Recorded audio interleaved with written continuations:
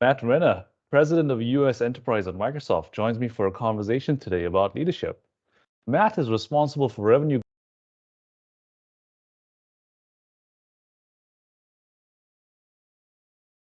support. Matt leads a team of more than 6,000 people who service more than 2,200 of the largest commercial customers in the US that supports life cycles of sales and consumption functions. I've asked Matt to come on to have a conversation with me about leadership and talk a little bit about his journey. So without further ado, Matt, thank you so much for taking the time to talk to me. Thanks for asking. And again, do my best. I don't know how much I've got for you on leadership, but been in the industry a while and love to anything I can help with would be great. I appreciate your humility, and I want to talk about your profile. But before I do that, Matt, I gotta fanboy out a little bit. I watched your ESPN Edge interview that you've done recently, Ah, and it sounds like you're quite the fan of sports there. I love how you talked about Microsoft and how data is enabling things like surfing, lacrosse, and your son playing lacrosse as well. So it's yep. pretty cool to see that, and just resonate a little bit with the sports fan. Yeah, it was a fun session, no question. And we Microsoft is heavily ingrained in the sports area, but technology is, and just watching sports evolve and how the impact is speeding the games, making it better. It always comes back to the spectator more times than not, and those individuals playing, right. So the spectators getting a better scenario, the individuals and their health, right, being able to monitor and improve performance and frankly longevity of athletes is pretty astonishing as you dig into it. And so Right. it's a fun space. And I love watching sports, like I'm all in, right? But I think the technology aspect is kind of where at least I guess my life collides, right? The tech during the day and sports at night. So it's fun to watch. I loved it. I love watching it. I love listening to it. And I thought I'd bring it up as well, just to start off with a little bit of light and a little bit of humor as well at the same time, and just in terms of the similarity in the sports venture there. But I want to talk about your profile, Matt. You've been around for a long time, as you've mentioned there. You've had some pretty large and senior roles in your time where you've been responsible for a large amount of people, a large organization with multiple customers and partners. But I'd love to learn a little bit about your background, Matt, in terms of how it all started, how Yeah. it all started to come to where you are at today, and maybe tell me a little bit about the role that you're in today as well. Sure. So the role I have today is the president over the enterprise group here in the U.S. So we basically are the primary engagement team for about 2,200 accounts outside of public sector. So basically anything commercial. As you mentioned earlier in the bio, about 6,000 folks that help us sell and ultimately use Microsoft products for the long haul. And so I have the benefit of work with an amazing team here at Microsoft. It's been my favorite job I've ever had, right? It's been very enjoyable, just both the culture internally as well as frankly, the focus on the customer, which has Right. always been a big play for me. Almost 30 years. I hate to say it. I started as a prodigy, of course. Actually, no. I started back in '92 when I left the University of Texas. I am a Longhorn. And got into my first tech job almost 30 years ago, and I've been doing it ever since. Small companies, large companies, probably the predominance of my career has been with larger companies. I know you're an Oracle alum. I spent 20 years there, joining in '95, and traversed almost exactly 20 years at Oracle, which was an amazing experience. A lot of different roles, a lot of responsibilities within types of products, types of organizations, go to market in different areas. Left there and kind of did an interesting turn, right? I was managing roughly 1,000 people at Oracle when I left. I left to manage 3 at a startup, which was a very interesting move to do that. But it kind of took me back to the roots of really getting in the guts of selling, getting in front of customers more often and approaching it on kind of the point of sale, if you will, which was very enjoying. Did that in a different environment for a few years before coming back to big tech, which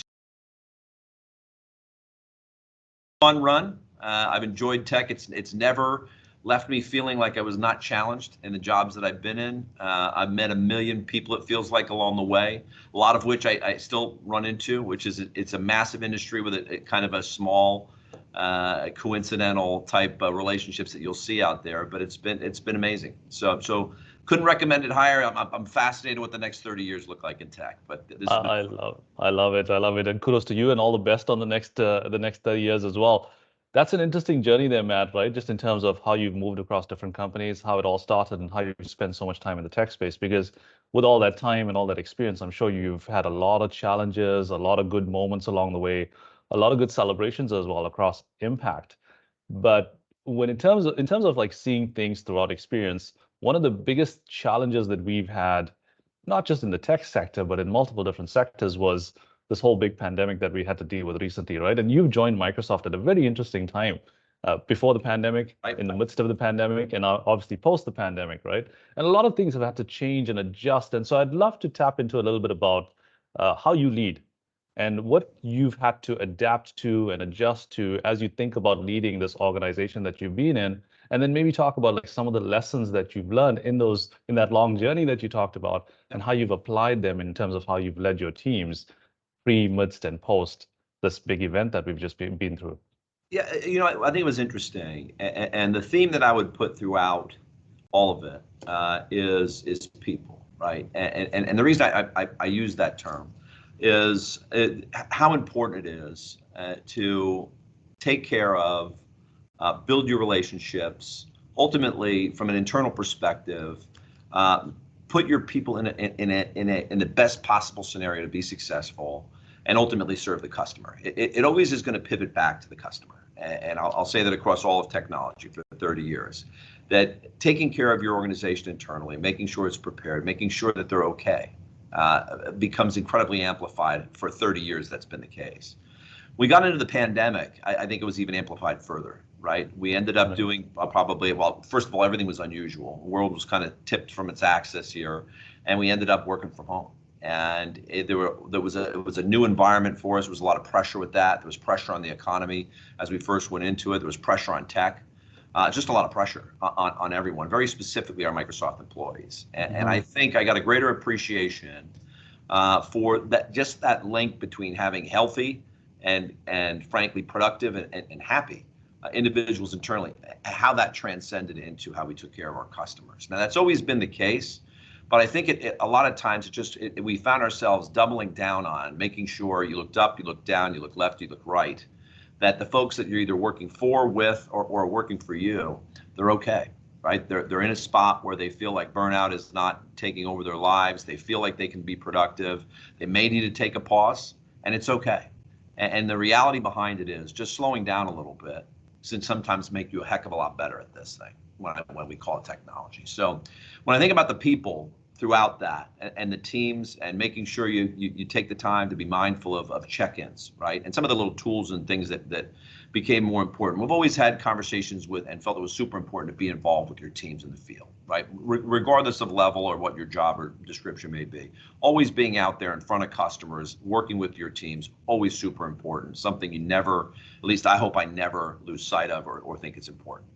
That's pretty important, but more importantly, stopping for a second and acting to make sure that everybody's doing all right. And Microsoft has a tremendous culture, probably the best I've been in along the way, when it comes to that, where we're trying to take a mindful approach, have a strategy that's actually specific about your people's health and your people's, frankly, productivity and well-being, making sure they're in the right spot in all aspects of life so they can be better for the customer, right? Which I think is pretty important from that perspective. And that can range into a lot of different areas. It could be their health. It could be their frankly, their stamina. Frankly, it could be the team they're on and making sure it's balanced from a D&I perspective, just feeling comfortable and included, which is always tough. And I think the last piece I'd mentioned on the pandemic, it was around consistent communication and connection, right? Because again, now all of a sudden we've got 220,000 employees that are not in offices. How do you keep connected with them to make sure they're feeling a part of Microsoft and being productive? And some of that has to do with the team they're on and seeing the other individuals that they can interact with, and are they like them from a D&I perspective? The other part of it is making sure there's vehicles in place, such as calls or specific time periods where you're going to take rest time, specific scenarios. A lot of this sounds like in the old school. I grew up at Oracle. That would sound that you could give a lot of different adjectives towards that. We didn't exactly focus on those types of activities, but the reality is I see the benefits at Microsoft now that I have. And so I will say, and again, I'm talking about a couple of amazing, incredible companies in Oracle and Microsoft. I'm also talking about different time periods, but I've definitely gotten to grow up here a lot at Microsoft and really do appreciate people throughout this. So hopefully that answers your question, but it always comes back to that with me. It's incredible, and yeah, thank you so much for sharing that, and I love it, right? And I just want to play it back for you just a little bit in terms of some of the things that I'm really capturing there. It's really spending a lot of time with really understanding your people, really understanding the challenges that people are going, and with 6,000 people as well, right? It's not just, it's not an easy task, I would imagine. It's not an easy task to enable a lot of leaders, leaders that lead people, leaders that lead leaders to think in the same way and adopt that same approach, right? And so I love the how you talked about, just getting involved with people, just taking a step back, listening, embracing the reality that exists, along with supporting our customers as well, and showing the success of what we can do with our customers as well. And then obviously taking a moment to really stay connected, knowing that everybody's being remote as well and staying connected across the board. And then communication around creating that clarity. And I'll tell you, the reason I'm smiling, there's a little bit of fun here that I'll share with you, because not 6,000 people, but I was able to talk to a few people that work in your organization for them to tell me a little bit about you. And it's amazing how so many people that I've talked to, mention that you just have an extensive level of clarity that you create in terms of how you communicate with the organization around prioritization, around self-care, around well-being. And another person actually said to me that Matt is just naturally very authentic, or he's had very good leaders that he's worked for that allowed him to create the space for authenticity, which is a pretty cool compliment to receive. And it Yes. talks directly into what you just talked about in terms of how you've managed an organization like that. Well, listen, whoever you talk to, thank you for the comment. I mean, if I had to, if you asked me a question, and maybe you've got it loaded up at some point, but about what I'd love to be known for, right? And authenticity is way up there, right? Because, and I think it's important, right? I think it's super important to just be yourself, be authentic, choose companies and environments that'll let you do that, right? That so you can, it's a good match. I think that's where matches start. Don't go somewhere or do something that's just not you, and you can't get behind it, because folks will figure that out. They will eventually. I mean, Right. you've got to be authentic when it comes to what you believe in, who you work for, and what you're asking people to do. Would you do it yourself, right? And there's a whole bunch of stuff you'll be asked to do. And I have been at any job as an individual contributor. I'm asked to do some things, even with a customer, wherever it might be. That you need to be behind and be with a company you can support where that's important. That's my belief, right? Hopefully that comes across, and it sounds like at least to one person did. So, and again, I think that's a goal, and I've got some great folks that I work with on my organization, in my team right now that I feel like are the same way, right? That are authentic people that trust each other. I mean, the word trust comes up super fast and super often. And people working for folks that you trust is super important. First of all, if I had one life lesson, it would be seek out and find environments where you trust who you work for, and not just the people, but that you directly work for, but the company and the leadership of that company. Make sure you trust it. Because, and again, to build trust, you have to be authentic. It all kind of works together, right? And people that aren't authentic, you're not going to trust them. Or people that tend to try to become a manager or a leader based on a book or some other scenario, or it's just not the way to do it, in my opinion, because eventually it comes to light whether you're authentic or you should be trusted. And these jobs are hard, right? A lot of things come at you. Economies change, products change. You may not have the best supporting staff. You may lose people. You may have tough competition, right? There's all kinds of things that come at you. But when you're with somebody, a team you trust, a company you trust, you tend to dig in and feel a little more ownership and plow through it. So trust is super important as well. You talked a lot about the trust there in terms of creating the clarity, but then you also demonstrating a lot there in terms of how you role model that, right? And I'm grasping a lot of how you're role modeling that with your team as well, not just in the feedback or some of these insights that I've got, right? But just in terms of some of the examples you're using around how you're staying connected and how you're referencing some of the challenges from an economic perspective and supporting our customers' perspective, right? And so that takes me to my next point, because you said it right there. Leadership jobs are hard, especially when you want to enable trust, create an environment of trust, and then role model that at the same time, stay connected at the same time, right? And so one of the things that goes through my mind, just personally on a regular basis, is the active communication and the safe space of trust that we create today, considering some of the economic challenges that we're dealing with right now. Right. And I'd love to get like some of your recommendations, not just for me, but for many of the listeners out there that are listening or watching this. What are some of the recommendations you have in terms of how we operate today and how we support our people and how we lead through some of these challenging times that we're in at your scale, right? Because Yeah. you've got an incredibly large business, right? That is a massive impact to the economy and the world. So yeah, I'd love to hear some of your recommendations there.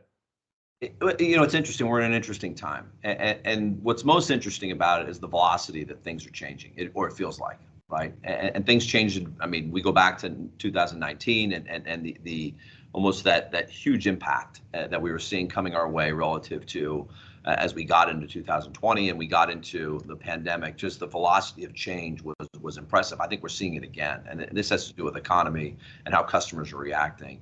So what it does is it tends to put a lot of strain on your leadership ability because things change. And so back to my comment earlier, right? If I want you to trust me, I have to stick with people want to make sure I stick to what I said. And when things are changing at a high velocity, something might be true 100% based on best available data at this moment, but in a week it may be very different.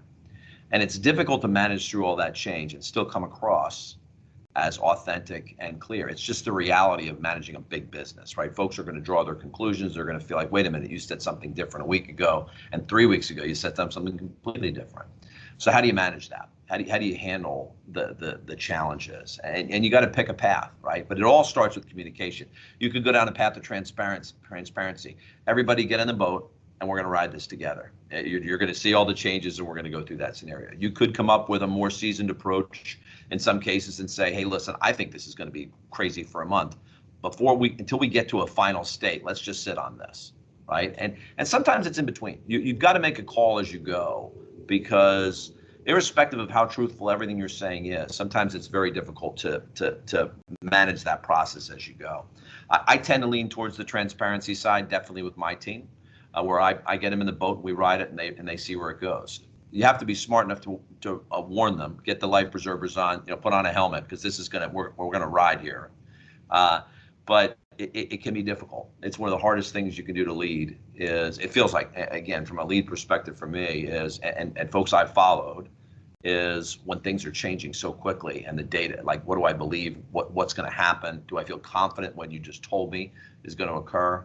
Because everything seems to be changing. I think it's hard, but I do think you always come back to tell the truth, tell them what's going on at that point in time. If you're that's your strategy to communicate it. By the way, I'm not saying hide anything. I'm just saying you may not be, again, flying all this stuff until it solidifies. Like, you don't jump to conclusions or jump to scenarios. You may take your time and then release it when it makes sense, especially if it's not hurting anybody. But again, same case, right? So manage it, right? During a tough time, I think it can be difficult. But I also circle back to the tough times. You were setting yourself up for a better ride when it was easier, meaning you're authentic, you built trust, your team is in the boat with you, they get it when things are going to come clear, and they trust you. You'll get through it, right? But that has to be built during the good times too, right? It can't just be, where you're when things get tough, the leader rises up and acts a certain way. You've got to be consistent, and that consistent point I would put out there. I've always liked leaders I had that were open enough and authentic enough that they could be consistent with me. Where I'm going with that is they're actually kind of predictable. Like when I'm following somebody and I have to make a decision, and I know I'm going to have to think about what my boss or that person's lead supervisor, whatever that might be, and levels up, is going to react to what I'm about to do. I'd love that person to be predictable. Like, I kind of know what they're going to say, or I kind of know what that other person's going to say. So I'm going to make a decision because they're predictable and I trust them, right? I'm not, and again, here, an interesting point, right? You want to continuously learn, you want to continuously evolve, you want to continuously improve as any leader. I think you need to do that and try to stay out ahead and always be able to pass on learnings. But by the same token, you want to be predictable at a certain extent, like the type of response you would get from somebody. And that usually comes from two ways. One, trust, communications. As things evolve, you make sure folks know where you stand and where things are going, because then they're going to know what to expect. But anyway, hopefully that frames that out a little bit. Lot of thoughts, but absolutely. Yeah, absolutely does, Matt. And if I summarize that, right, like, I'm really taking away that approach of just being honest and open about the fact that things are tough, but also at the same time, be sanitized and sober-minded about how it's communicated, so you're not blowing up the whole situation and jumping to conclusions at the same time, right? And so when you operate like that, you create and you elevate your sense of credibility with the people that you're responsible for, the customers that you're responsible for, the partners that you're responsible for. So you become a trusted alliance, a looked upon leader, a senior executive that people can predict that they're going to get the honest approach of acknowledgement that things can be tough, things can be great, but things can be tough. And then the acknowledgement that we're not going to blow this up and we're not going to create unnecessary noise about something, but rather communicate the optimistic and the positive pieces of it of how we can go forward and drive results, right? Am I capturing that a little bit correctly? It very well. And I think there's also opportunities during times like this to lead and build even more credibility. Dive on some grenades, get out in front of your team and be on that front line with them, and don't let them take the beatings that they may. And again, that's a harsh comment, but the point of the matter is, don't let them take the brunt of a challenge, whether that be with a customer or whether that be with internally, or it could be a message or a forecast or put on the list. When times are tough, you got to deliver tough messages. Sometimes it's to a customer, and they've got to see that you're willing to get out there in front of it and do it. And I kind of go back to the same comment I made earlier. If I had a practice that I do, it is my first 15 meetings in a week are going to be customers and partners in person, well, on Teams, but the reality is at least face to face relative to some vehicle. The rest of my appointments and meetings come in behind that. What that ensures me of doing, if I'm religious about that, is A, staying engaged with the customer and getting a feel for what's going on in the market and getting real stories. B, getting better at what I do, right? Because I'm more relevant when I could traverse customers, traverse geos, traverse solutions, and bring things in that, frankly, some of my folks who are in my group don't have that lens in all those customers or all that scenario. So I can get better relative to that, which I think is super important. But C or number three is I'm in tune with my people and my teams, right? My whoever I may be engaged with, and that could be my boss, it could be my peers, it could be my team. You're in tuned, right? You're kind of understanding what's going on in the field. You have that chance to have those conversations about how's it going, what's really going on here, what can I do to help make you more successful, or provide to you so that you can do the job easier or better, right, from that perspective. But I think it's super religious and never get out. I don't care what level you're engaged in. And by the way, you'll see that Microsoft leaders, Oracle leaders, to be fair, Salesforce, other companies I've been engaged with, all had this practice that the CEO on down is getting in front of customers and partners on a regular basis. Yep. That's it. And I do know leaders who've chosen not to do that as much. Feel like my org's big enough, I've just got to sit up here and float along and handle strategy and make big decisions kind of thing. And they very quickly become what I would consider not obsolete, but definitely not as effective. And so I think it's super important. Like if I had a practice I'd throw out there to stay engaged is start with those meetings, the rest fall in behind it. Internal meetings, forecasts, culture, all that stuff, which all has a place and you need to do it, but do it second, right? Get in front of your customers. But anyway, that's just a thought process for me personally, because I also feel like your teams will follow that because they know you're in the boat with them, number one, and number two, they appreciate it, right? I mean, they appreciate you're there to help and figure out how to make this place run maybe a little bit better. So anyway, that's just a thought there. Yeah, no, I love that, right? It's that real surgical prioritization in terms of what's really important to drive forward the success that you're aspiring to achieve for. And you brought it back to what you mentioned earlier on as well, just in terms of leadership not being able to do what you're asking other people to do as well. Right. Right. And I think it's a pure testament to the example you've just provided there in terms of how you surgically prioritize your schedule to role model that with the rest of your organization, right? Which is certainly going to create a broader impact and a broader growth for your customers and your partners and your overall business and your people. I'd love to ask you, you've had a lot of versatility in your experience, and Yep. You talked a lot about challenges that arise that you have to adapt to. Some, you don't really have a book with a list of answers that tells you, hey, here's how we deal with the problem. You have to navigate through it with authenticity, with honesty, with trust, with credibility, right? And so I'd be curious to learn of when you do some of your reflection as a leader and you look back at the versatility that you've had to have in your journey, Is there anything that you wish you would have known or you would have learned back then to help you with everything you're doing right now? Yeah, I think a couple things, right? I, two different things I think I probably have learned over time, and I mentioned one of them earlier, and it has to do with decisions I made along the way. Is you kind of have your own algorithm as to how you make a decision, whether it's a company you choose to go to, or a job you accept, or a job that you pursue. Make sure you're in a culture of trust with someone that you want to work for, that you trust, and can really flesh that out, really get to know them and really figure that part out. I think life is too short in this industry. There's too many opportunities out there for you to do the opposite of that, meaning take a quick amount of, whether it's financial, or it's a hot product, or it could be a lot of different scenarios. It's a specific customer or a location that may seem super important to you at the time. But if you don't have that foundation, do that, from that perspective. That's number one. So trust is, for me, is at the cornerstone of what I'm, at least for whatever I've got left in this industry, that's going to be the table stakes number one thing. Second piece I would tell you is it's a marathon. It's not a sprint in tech. And tech is always going to be here. We're always going to be evolving. It's always going to be doing hopefully massively well with impacting customers along the way for many, many more years and decades. I'm confident in that. But take a breath. Make sure you're not losing track of your life around you.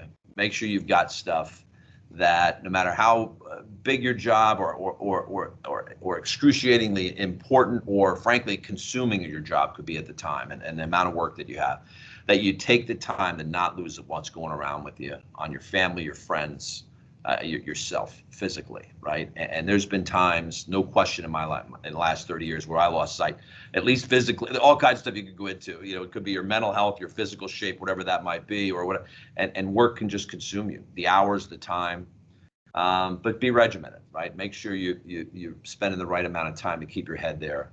I had a boss who I still am a lot of contact with, and he got me on this kick of reading on a daily basis or on a weekly basis. And sometimes it's on planes, sometimes it's just sitting at home where it sits. I tend to gravitate towards nonfiction. I like the history side of this thing, but get your mind off of what you're doing and engage in something that it has to engage in. And reading it does it for me. Other folks may go into sports, other whatever that might be, but it's a marathon. Right? Stop yourself, get out of your job a little bit, because you'll be better long term. And the periods of time when I was able to do that, I always perform better. And you can always talk yourself into getting up early and being consumed with your job, but it's not a good idea. You'll burn out really quick. So just from things I've picked up along the way. I love that. I love that. And it's all about like prioritizing that, right?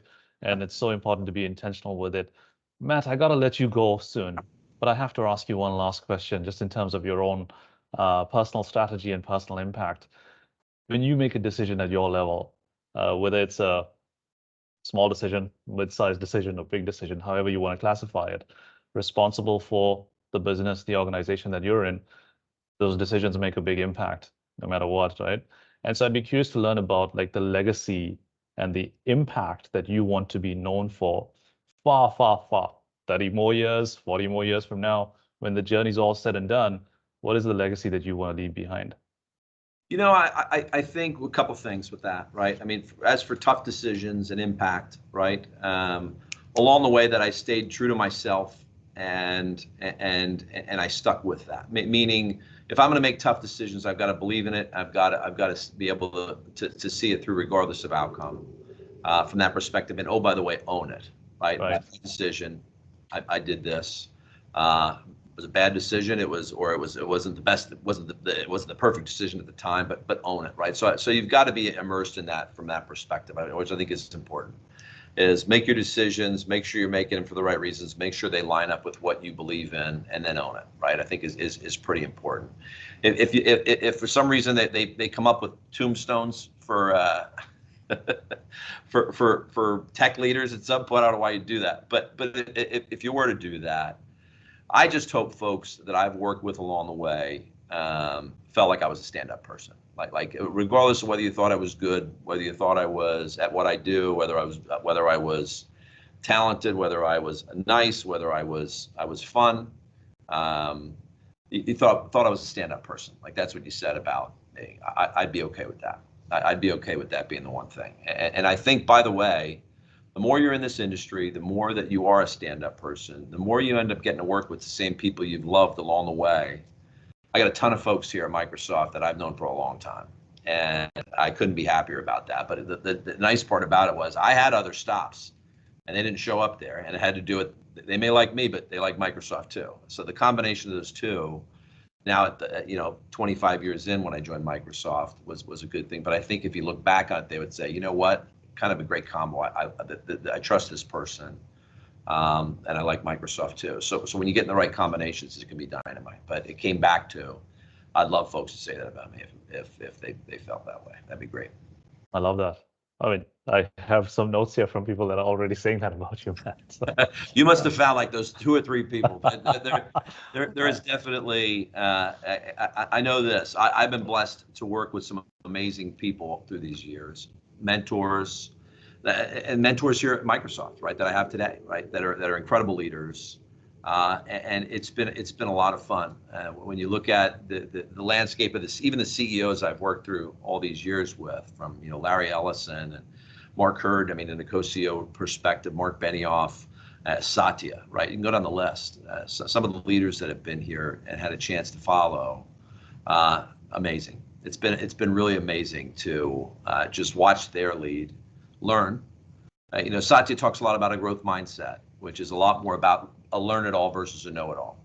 And there's a lot more to it than that. I don't have time to go through it, but I think constantly learning is something I still try to feel like I'm doing on a daily basis. And it makes things just, well, first of all, it makes it more exciting. So that's it. But if I could say last thing on technology, on this career, everything that I've been blessed to have a lot of fun with is I can't think of anything else I would have rather have done along the way, other than if I'd had any physical ability to play professional sports, I would have preferred to do that, but that wasn't in the cards. So the second choice was an amazing one, which was tech. So good stuff. I love it. I love it. Thank you so much. Thank you so much for your vulnerability. Thank you so much for being so open, and your humility as well, and not taking a lot of credit there, which you should do, because you're doing an amazing job. You're doing amazing things in the organization. It's great for aspiring leaders like myself to learn from you and to observe and watch all the great things you're doing. So thank you so much for taking the time to do this. I really enjoyed the conversation, and I wish you the very best. Yeah, thank you for the invite. It was awesome. Great conversation.